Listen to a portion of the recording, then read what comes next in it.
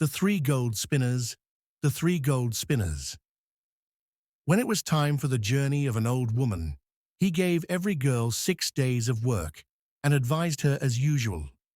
Girls, don't let your eyes wander here and there, and don't talk to any man in any situation, because if you do this, your golden thread will lose its shine and all kinds of misfortunes will follow you. The girls laughed at the advice given this time and said to each other, "How can our golden thread lose its shine? And where will we get a chance to talk to any man?" On the 3rd day of the old woman's journey, a young prince who was hunting in the jungle got separated from his companions and completely forgot the way.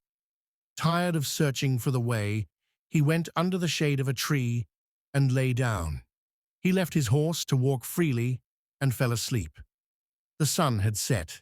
When the prince woke up and once again started looking for a way out of the jungle, he saw a tight rope on which he walked impatiently. This rope went up to that small swing. The girls, who were sitting at the door of their swing for cool air, were shocked to see the prince coming. The prince greeted them politely and told them that he had forgotten the way in the jungle and was very hungry and tired. Both the elders were terrified and told the younger sister not to let him in, because she remembered the advice of the old woman. But the youngest allowed the prince to come inside. She served the prince food and was so pleased with her words that she forgot the advice of the old woman and sat with him for hours. Meanwhile, the prince's companions searched for him everywhere, but failed. They sent a messenger to the king to give him this sad news. The king immediately sent an army of horsemen and a group of foot soldiers to search for the prince. After searching for 3 days, the prince's companions finally found the hut. Before leaving, the prince promised him that he would return and make her his bride. When he left, the girl sat near her swing so that she could relive the lost time. But she was disappointed to see that her thread had lost all its shine. Her heart began to beat fast because she remembered the advice of the old woman. She did not know what trouble she was going to face. The old woman returned at night. With the shine of the thread, she immediately found out what had happened to her. She became very angry and told Doshisa that she had not only put the prince in trouble, but also herself. Hearing this, Doshisa became restless. She kept thinking about this. Finally, when she could not take it anymore, she decided to ask the prince for help. She had understood the language of birds since childhood, and now this ability was very useful to her. One day, when she saw a woodpecker taking care of its feathers on the branch of the god's tree, she called out to him in a soft tone, "Dear birds, fly away and go to a magnificent city where there is a magnificent palace. Find the king's son there and give him this message that I am in a very big trouble." Then she told the woodpecker how her thread lost all its shine. The old woman is so amazing, and how she is afraid of great destruction. The woodpecker promised that he would definitely give her the message.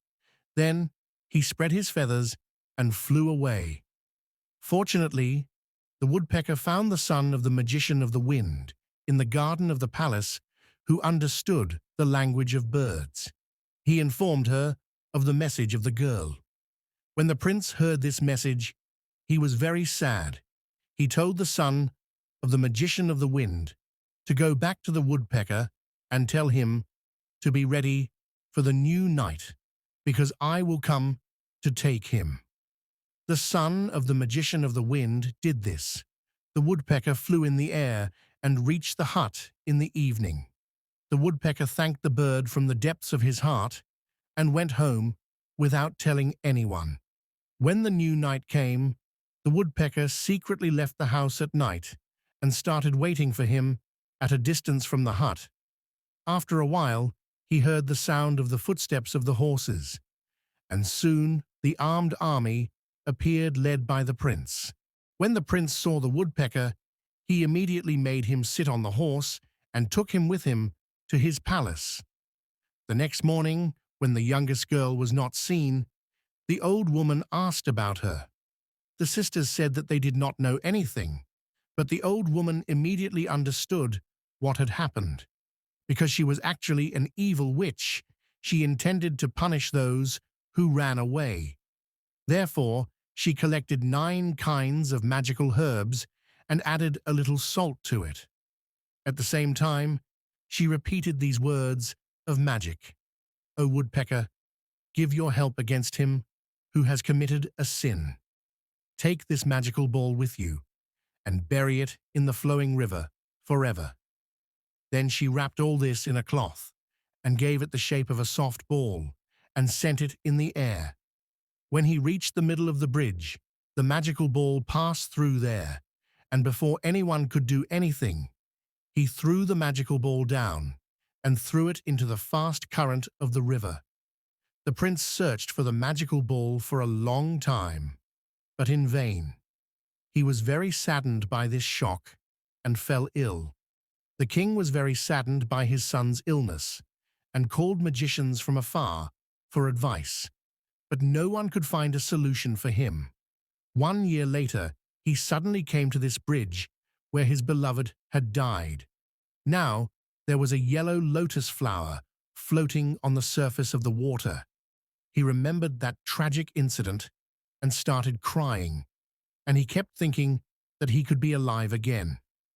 During his grief, he suddenly heard the voice of a song. "I don't know how to free my heart, which was so dear to me." He was surprised. He immediately looked everywhere that maybe someone was hiding under the bridge, but there was no one there. But flowers don't sing. The prince suddenly remembered the girls who cut golden threads and said to himself, "If I go to them, maybe they can tell me something about it." He immediately went to their hut and found 2 girls near the spring. The prince told them that he had done it with his sister last year and how he heard a strange song, but no singer was seen. The girls said that that yellow lotus flower could not be anyone other than his sister, who had not died but had been transformed by the effect of the magical flower. Before going to sleep at night, the eldest sister made a cake from the magical herbs and gave it to the prince to eat, and told him that this is a magical cake because of which he would not only be able to hear the birds, but also talk to them, and told him to listen carefully to the birds and see what they can tell him, and further told him that when he brought his bride back, he should also free her from her bondage. On his return, the prince found a magpie passing through the forest. He told the prince that it has been a year since the transformation of the yellow lotus flower. Anyone passing by the bridge can hear its sad song, but still, no one comes to help it. When the prince returned to the palace, he saw a crow sitting on a tree in the garden. The crow told the prince that the magician of Finland has sent a message for the prince, and told him that he can free Dusisa, but for that, he will have to go through a difficult test, and he will have to transform himself into a crow. Only then will he be able to do this. The prince said that he will definitely follow this. Therefore, according to the instructions, when the prince reached the river, he became a red crow. He passed through the soil and jumped into the river very fearlessly. Going into the river, he freed the roots of the lotus from the soil and the branches. Then he grabbed the roots with his claws and brought them to the surface of the water, and he continued to flow with the river. Until he reached a mountainous tree, there was a big stone near him.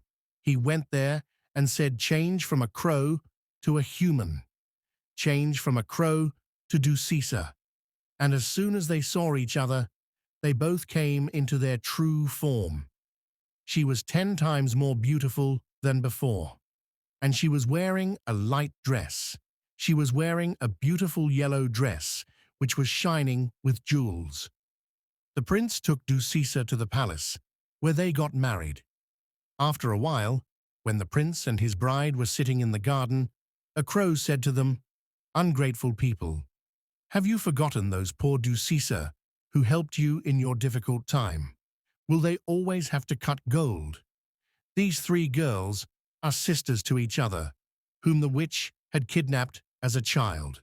The prince was ashamed of his forgotten promise and left immediately. Fortunately, he reached the hut at that time when the old woman was not there. The girls saw in a dream that the prince was coming, so she was ready to go.